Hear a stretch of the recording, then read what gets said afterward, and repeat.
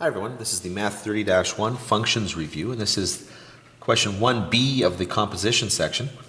We're being asked to evaluate the sum of the functions evaluated at -2. Now, in this particular case here, this is essentially the same as f of -2 plus g of -2. So now let's just go through and evaluate that.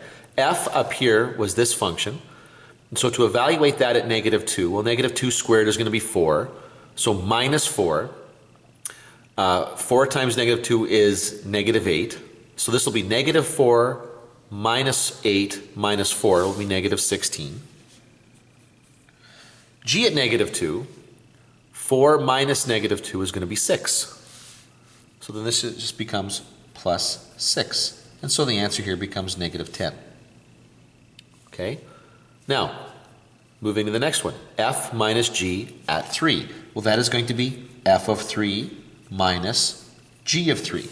And so that's all we have to do, and we're subtracting here. So f of 3, 3 squared is 9, so -9, plus 4 times 3 is 12. So -9 plus 12 is +3, minus 4 is -1. So that all becomes -1 minus g of 3.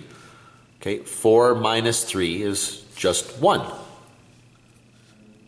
So now -1 minus 1. Now don't get fooled by this. This is such an easy place for people to get tripped up in.